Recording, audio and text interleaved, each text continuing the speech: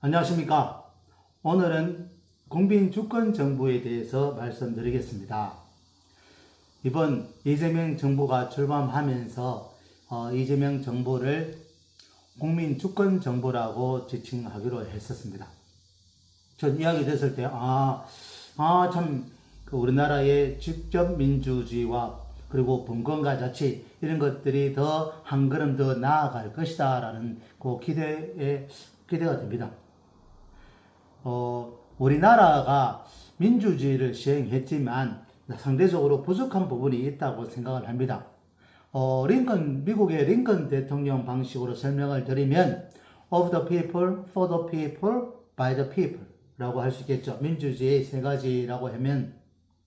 근데 국민을 위한 정치, for the people 같은 경우는 꼭 민주주의 아니더라도 왕정이나 군주정, 조선시대만 하더라도 백성을 위한 정치, 민본 정치, 위민 정치 이래가지고 백성을 위한 정치를 시행을 했습니다. 근데 이제 우리가 민주주의가 되면서부터 국민이 주인이 되니까 of the people 주인이 됐을 때 지금도 실현되었다고 봅니다.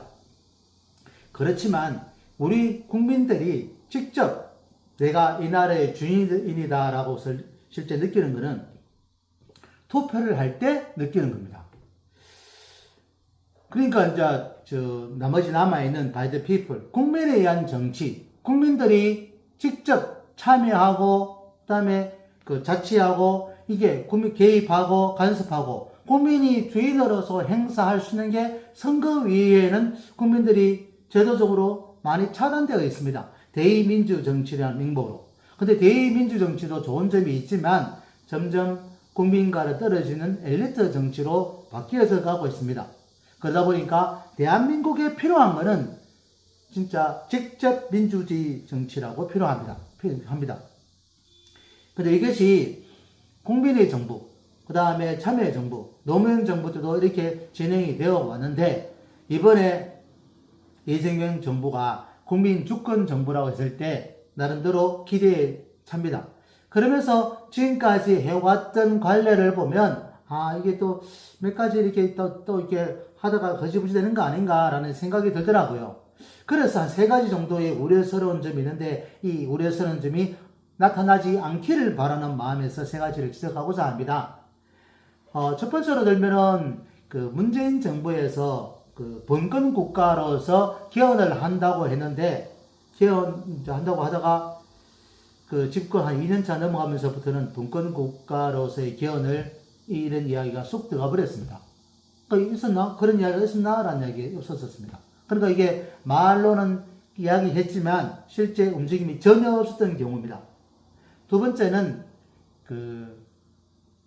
일이 있지만 말은 여쭈었지만 실제 제도화가 되고 국민들이 실제 실현이 되어야 이게 진보가 되고 나아가게 되고 개선되는 건데 이제 뚱뚱하게 되는 거죠. 예를 들면 우리가 지금 현재 주민자치위원회라는 것도 있습니다. 이게 참여정부 때 주민자치위원회가 만들어졌는데 지금 우리 주변에 주민자치위원회가 결성되고 있습니다. 근데 여기서 주민자치를 제대로 하자라고 하면 다른 쪽에서 행정부나 관료들은 주민자치위원회에 있어서 잘 되어 있지 않느냐.